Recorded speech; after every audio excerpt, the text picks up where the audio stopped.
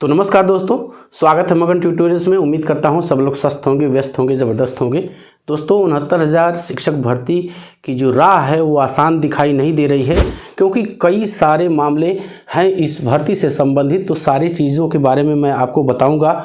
इस भर्ती से संबंधित मैंने दोस्तों पहले की वीडियोज़ में आपको बताया था कि इससे संबंधित उत्तर प्रदेश की लखनऊ खंडपीठ में, हाईकोर्ट की लखनऊ खंडपीठ में पहले से एक मामला लंबित है, आरक्षण संबंधी मामला।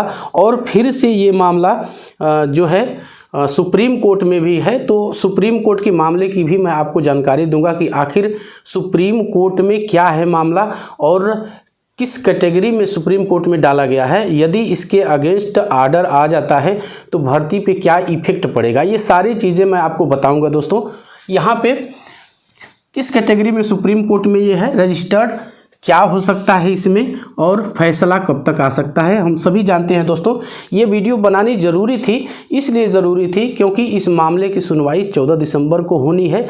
हम सभी जानते हैं जो राजस्थान हाई कोर्ट ने, एक जोधपुर हाई कोर्ट ने फैसला पारित किया था जिसमें बीएड को बाहर किया गया था इस वैकेंसी से, तो वहाँ पे देवेश शर्मा ने एसएलपी लगाई हुई है। तो ये सारे मामले ये कहें कंबाइंड करके, सारे मामले मर्ज करके एक ही डेट में ये लगे हुए दोस्तों। तो इस मामले की भी थोड़ी सी हमें जानकारी होनी चाहिए। और चलिए एक चीज़ मैं आपको बता दूं यहीं पे दोस्तों, एक चीज़ मैं आपको बता देता हूं कि कोई भी हवाई चीज़ मैं आपको नहीं बताता हूं। जो भी चीज़ें मैं आपको बताऊंगा वो फैक्ट के आधार पे बताऊंगा। मैं ऐसे ही कोई वीडियो नहीं बना देता, बल्कि फैक्ट के आधार पे ही मैं सारी चीज़ें आपके सामने रखूँगा। देखिए इस मामले के लिए एक, यहाँ पे आप लोग ध्यान दीजिएगा, आप स्क्रीन पे देख पा रहे होंगे। तो यहाँ पे इस मामले के लिए ये देखिए, Rajvasu Arya versus union of India. लेकिन आप ये न समझिए कि ये जो मामला है इसमें पार्टी केवल भारतीय सरकार को, भारत सरकार को बनाया गया है, बल्कि उत्तर प्रदेश सरकार को भी इसमें पार्टी बनाया गया है। ये कब लिस्ट हुआ था ये देख लीजिए, रजिस्टर्ड हुआ है 10 अक्टूबर 2022 में। अक्टूबर 2022 में ये रजिस्टर्ड हुआ है दोस्तों। और इसकी सुनवाई, जैसा कि मैं आपको बता रहा था कि सारे जो इस तरह के मामले हैं, बंगाल से भी मामले हैं, राजस्थान से भी मामला है इसी के संबंध में, तो ये सारे मामले 14 दिसंबर को ही सुने जाएंगे। और honourable mister justice Aniruddha Bose और honourable mister justice Sudhanshu Dhulia, तो इनकी खंडपीठ में, इनके पैनल में ये सुनवाई है। जो मेन चीज़ आपको जानने लायक है दोस्तों, मैं आपको इसको दिखाना चाहूँगा। जो मैंने कैटेगरी कहा था कि आपको मैं कैटेगरी भी बताऊँगा, तो कैटेगरी देख लीजिए। यहाँ पे कैटेगरी आप देख सकते हैं, ये कैटेगरी है। और यहाँ पे सर्विस मैटर्स है, ये रिक्रूटमेंट, ट्रांसफ़र, कंपैशनेट अपॉइंटमेंट। दोस्तों ये कंपैशनेट अपॉइंटमेंट जो है, ये ही शब्द ऐसा है जो हमें डराता है। एक तरह से बच्चों को वो डरा रहा है, कैंडिडेट्स को डरा रहा है कि कहीं ऐसा ना हो कि यदि ये तथ्य, ये फैक्ट यदि प्रमाणित हो जाता है कि कंपैशनेट ये अपॉइंटमेंट्स हैं, तो फिर पूरी भर्ती प्रक्रिया भी प्रभावित हो सकती है। कंपैशनेट अपॉइंटमेंट का ये मतलब है कि अनुकंपा के आधार पे सरकार ने नियुक्तियां कर दी।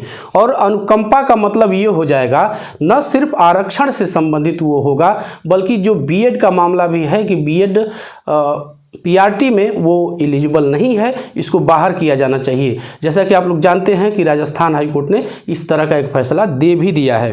तो ये चीज़ है दोस्तों।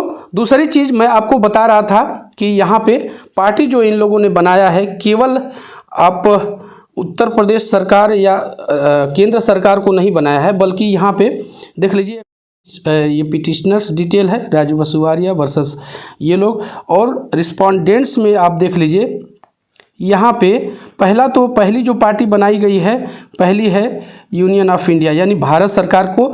तो भारत सरकार में कौन कौन किसे पार्टी बनाया गया है, ministry of human resources and development, MHRD, यानी department of school education and literacy, government of India, Shastri Bhawan Delhi, इसको पार्टी बनाया गया।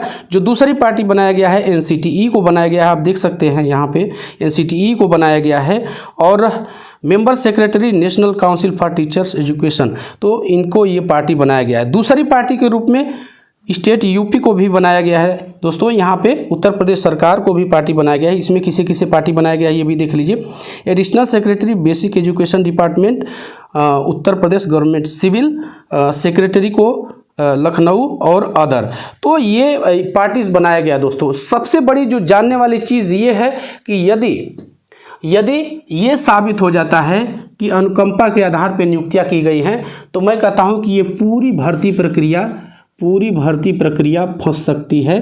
पूरी भर्ती प्रक्रिया ये शायद प्रभावित हो सकती है। और रिजेक्ट की बात तो मैं नहीं कह सकता, बाकी फैसला तो कोर्ट को ही करना है कि क्या वो डिसीजन देते हैं, क्या चीज़ें वो सामने अपने लाते हैं, तो वो तो देखने वाली बात होगी। लेकिन अगर ये प्रमाणित हो जाता है कि अनुकंपा के आधार पर नियुक्तियाँ हुई हैं, तो फिर पूरी भर्ती पे आंच आ सकती है। एक तरह से कहें कि पूरी भर्ती पे आंच आ सकती है। दूसरा क्या हो सकता है, मैं आपको बता रहा था दोस्तों, बीएड बीटीसी का मामला तो है ही कि बीएड प्राइमरी में रहेगा या नहीं रहेगा, लेकिन यदि कंपैशनेट अपॉइंटमेंट्स यदि प्रमाणित हो जाता है तो फिर कुछ नहीं कहा जा सकता कि क्या हो सकता है। इसमें हमें वेट करना है, वेट ही हम कर सकते हैं। सभी जानते हैं कि 14 दिसंबर को इसकी सुनवाई है। सभी मामलों के साथ 14 दिसंबर को इसकी सुनवाई है और इस सुनवाई पे सबकी नज़रें हैं। एक महत्वपूर्ण सवाल ये है दोस्तों कि फैसला कब तक आ सकता है। तो दोस्तों फैसले के बारे में तो कोर्ट ही जाने, क्योंकि फैसला उसी को देना है। कहाँ क्या प्रभाव पड़ सकता है वो मैंने आपको बता दिया। लेकिन इस फैसले में जितना विलंब हो रहा है उतना हम कह सकते हैं नई भर्ती तो प्रभावित नहीं होनी चाहिए। मैं किस आधार पे कह रहा हूं दोस्तों, यदि सरकार चाहे तो नई वैकेंसी ला सकती है। मैं बार बार कहता हूं कि इन मामलों पे नई वैकेंसी पर कोई प्रभाव नहीं पड़ने वाला है। अभी अभी आप लोगों ने देखा होगा कि केवीएस का पीआरटी का जो वैकेंसी केवीएस का आया है तो उसमें बीएड भी शामिल हो रहा है। चूँकि बीएड वाला मामला ही मेन है, वो शामिल हो रहा है। तो हाँ, वहाँ पे कंडीशन एक ज़रूर लगा दी गई है कि ये जो आपका अभ्यर्थन होगा, जो आप शामिल हो रहे हैं, वो कोर्ट के निर्णय के अधीन होगा। तो कुछ इस तरह का क्लास जोड़ के, टैग जोड़ के उत्तर प्रदेश सरकार भी वैकेंसी ला सकती है। लेकिन यहाँ पे 69,000 भर्ती के मामले में दोस्तों हम कहें कि यदि ये प्रमाणित हो जाए कि कंपैशनेट अपॉइंटमेंट है तो फिर वहाँ पे थोड़ी सी दिक्कत हो सकती है।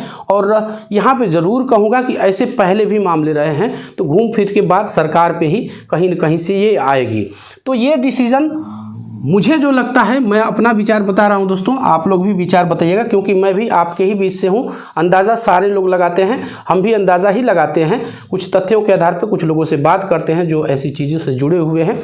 तो इसके हम समझते हैं कि 1-2 डेट्स में जो निर्णय है, जो फाइनल डिसीजन है वो आ जाना चाहिए, क्योंकि जनहित का मामला है दोस्तों। करोड़ों लाखों लोग इससे जुड़े हुए हैं और प्रभावित हो रहे हैं। तो मुझे नहीं लगता कि इतना ज़्यादा लंबा अब ये खींच सकता है।